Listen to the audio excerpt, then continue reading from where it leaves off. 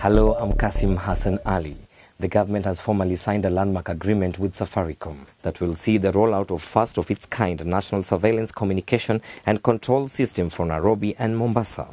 The contract signing ceremony for the agreement took place on Tuesday at Harambee House and was attended by Interior Cabinet Secretary Joseph Olelenku, Principal Secretaries Monica Juma, Kamau Dhige, and Police Chief David Kimayo. The development means that Safaricom can now embark on the process of building the secure communications and surveillance network. The solution will also include the installation of cameras in 2 cities to provide real-time footage to the National Police Operations Center. As government, specifically as a ministry, we are excited to see this happen. We want to assure Safaricom that the ministry will continue to work closely with you to see how this project can be realized in the shortest time possible. Safaricom CEO Bob Collymore indicated that this was a pioneering achievement, not just for Kenya, but also for Africa. Upon completion, the system will be operated by the National Police Service under the expertise of a core project team comprising of senior police officers from the National Police Service and communications experts. Hundreds of protesters marched to President Uhuru Kenyatta's Harambee House office, demanding a change of tack in how the government handles insecurity in the country. The activists were clad in red t-shirts and were carrying placards and red crosses to signify those whose lives are lost due to insecurity. They chanted that bribery was the main cause of having porous borders and asked the president to take action instead of making regular promises. The protesters particularly demanded the resignation of Interior Cabinet Secretary Joseph Olelenku and Inspector General David Kimayo. The NCIC says calls by doctors and teachers trade union urging their members to vacate Mandera is counterproductive, as it would play into the scheme of the Al-Shabaab terrorists.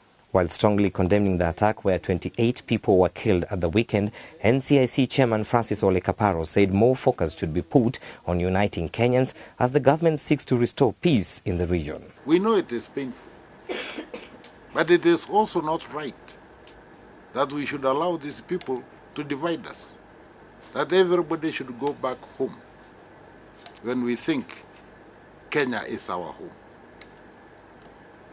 We must ask the government and demand of the government that they make it secure for Kenyans to work everywhere in this country, and demand that we must do. He was speaking during a press conference where he expressed the Commission's concern about hate speech being propagated in the social media and warned that tough action will be taken on those found culpable. Deputy President William Ruto was due to travel to The Hague on Wednesday. Ruto is expected to attend court on Thursday after the prosecution indicated his personal presence is required. The witness who will take the stand is said to have crucial evidence related to the case against the deputy president. The case against Ruto is gradually drawing to a close, and parties will soon be expected to begin making their final submissions. In business, Kenya Airways shareholders have elected Wanjiku Mugane and Caroline Armstrong Ogwabit to its board of directors. In a statement sent to newsrooms, Kenya Airways chairman Evanson Mwaniki says the two will fill vacant positions left at the board. The two elected will replace Aisi Makatiani and Dines Kapila, who retired from the board on Friday at the company's 38th annual general meeting. Election for the two vacancies on the board of directors of Kenya Airways were conducted by poll on Friday. The company's auditors, PricewaterhouseCoopers, were appointed scrutinizers for the elections. From the sports desk, Harambee Stars captain and Southampton star Victor Wanyama's house was broken into on Monday when he was on sense duty and robbed clean, according to reports from England.